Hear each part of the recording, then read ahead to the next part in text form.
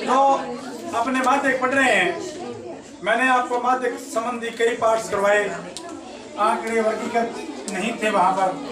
जो तीनों विधियां जो मैंने तीनों विधियां बताई है अभी इससे पहले वाले भाग में, वो अवर्गीकृत थे। अब बच्चों मान लो आंकड़े वर्गीकृत है। अब मेन प्रश्न अब आ रहा है 4 नंबर का, बोर्ड परीक्षा में जो आएगा उसमें आपको सबसे पहले वर्ग दिया होगा क्लास, और मैं मान लूं ये बारंबारता दी हुई है। अब एक रफ उदाहरण लेके समझाता हूं कि यदि वर्गीकृत आंकड़े हैं तब माध्य कैसे ज्ञात करते हैं।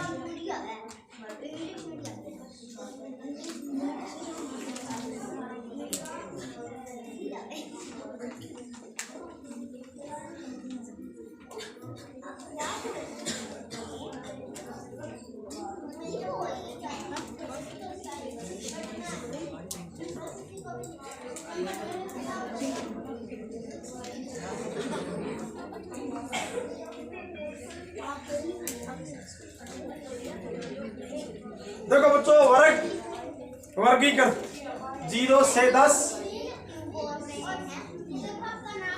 10 से 20, 20 से 30, 30 से 40, 40 से 50 और 50 से 60, 60 से 70। अब जो बारंबारता है वो लिख लो, 2 4 3 2 4 6 1।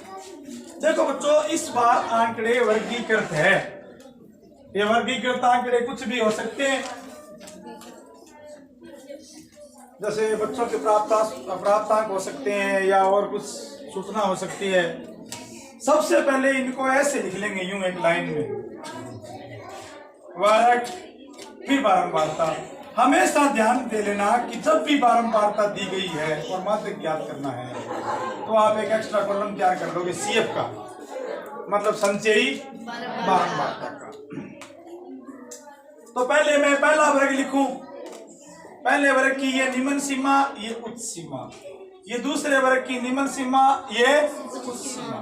इस बात का ध्यान रखना है कि किसी भी वर्ग की निम्न सीमा, किसी भी वर्ग की उच्च सीमा अगले वर्ग की निम्न सीमा के बराबर होनी चाहिए। जैसे देखो, इस वर्ग की निम्न सीमा है 30, तो इस वर्ग की निम्न सीमा होगी, सॉरी, इस वर्ग की उच्च सीमा है 30, तो अगले वर्ग की निम्न सीमा वो 30 ही होनी चाहिए।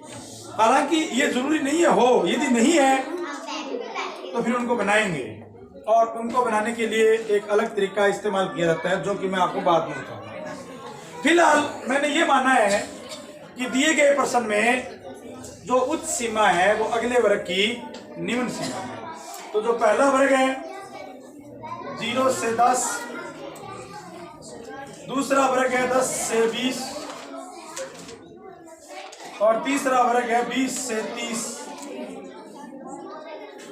30 से 40, 40 से 50, 50 से 60, 60 से 70,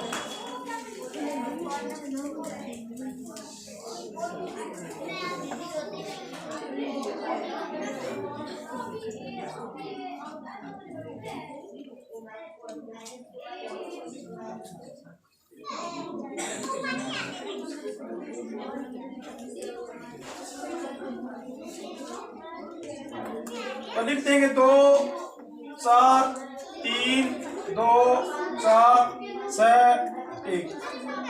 ये लिख दिया बारंबारता।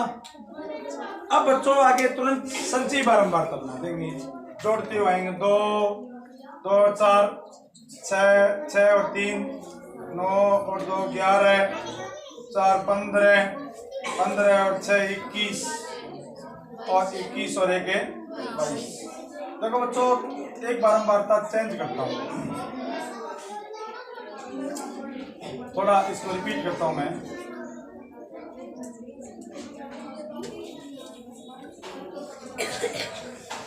2 और 5 7, 7 और 3 10, 10 और 2 12, 12 और 4 16 और 6 22 और 1 हो गया 23।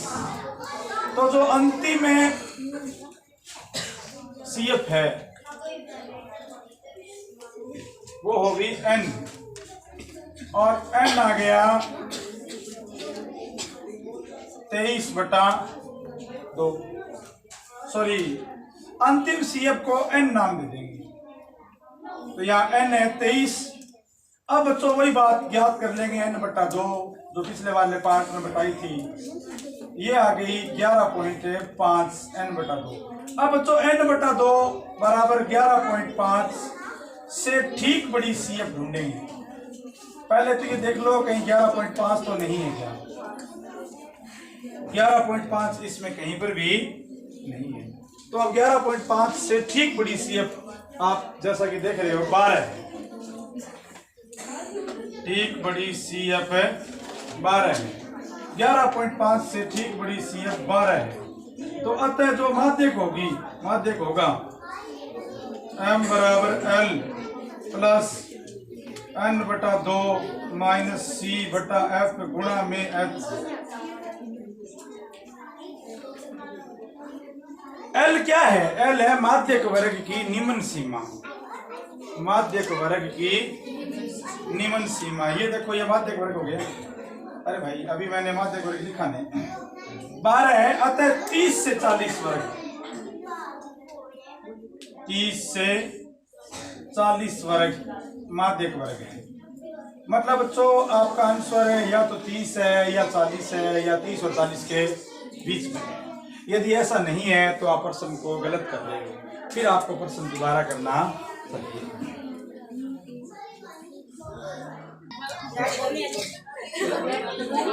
अब बच्चों इसके बाद जब आप माध्यक वर्ग याद कर लेते हो तो डायरेक्ट फॉर्मूला है, उस फॉर्मूले से हम माध्यक याद कर लेंगे। तो माध्यक आ जाएगा M बराबर L plus N/2 minus C/F गुणा में H। अब इस सूत्र में ये माना गया है कि वर्ग सतत है और वर्ग अंतराल समान है।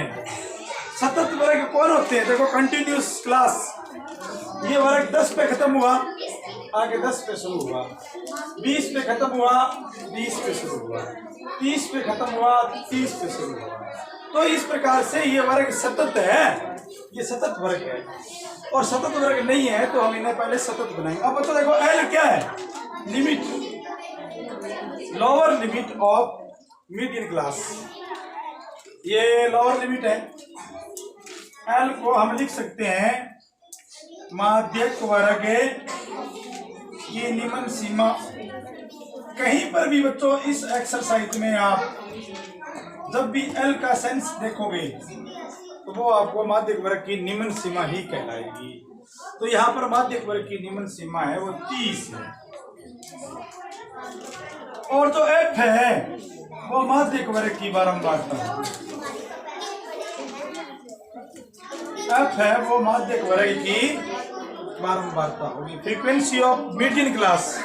तो माध्यक वर्ग की बारंबारता ये रही 2।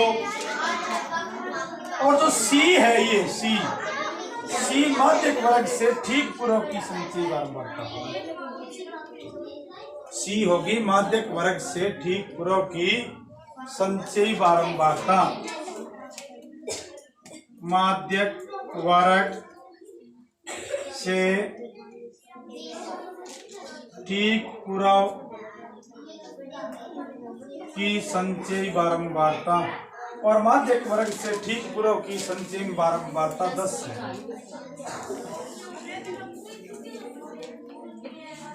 और H है वर्ग अंतराल, क्लास इंटरवल। सब जगह वर्ग अंतराल एक समान है, एक समान ही होगा। तो वर्ग अंतराल या 10-10 का है सब जगह, तो वर्ग अंतराल इसमें हो गया 10। अब मैं लिख दूं M बराबर, फॉर्मूले में सभी वैल्यू पुट कर दूं, L कितना है 30 प्लस N/2 फाइंड करिए रखा है 11.5 और माइनस C माध्यक वर्ग से ठीक पूर्व की संचयी बारंबारता जो कि है 10 और बट्टे F माध्यक वर्ग की बारंबारता जो कि है 2 और गुणा में H वर्ग अंतराल 10 10 30 प्लस 11.5 में 10 घटाओ 0.5 बटा 2 गुणा में 10। तो बच्चों ये आ गया 30 प्लस 5 0.5 को 10 से गुणा किया 5 आ गया। तो बहुत सारे बच्चे क्या करते हैं कि इसको इसमें जोड़ते हैं। मेरी आप पर राय है कि ये सोल्व कर लेना पहले। 30 और 30 में 5 बटा 2 मतलब 2 पॉइंट है 5 तो आंसर आ गया 32 पॉइंट है 5। ये देखो बच्चों ये जो आंसर है हमारा वो 30 और 40 के बीच में है। तो बच्चों बोर्ड परीक्षा में या जो आपकी हाफ ईयरली सॉरी 1.5 आएगा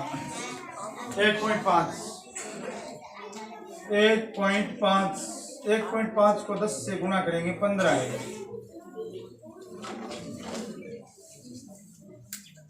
15 में 2 का भाग दिया 15 में 2 का भाग दिया 7.5 आएगा। 30 और 7 37.5 आएगा। तो आंसर आ गया 37.5। तो इस प्रकार से बच्चों माध्यक ज्ञात करेंगे। ये बच्चों बहुत महत्वपूर्ण प्रश्न है। एक्चुअल में बोर्ड परीक्षा में लगभग यही प्रश्न फाइनल है।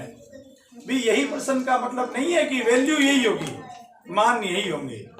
इस प्रकार का प्रश्न होगा।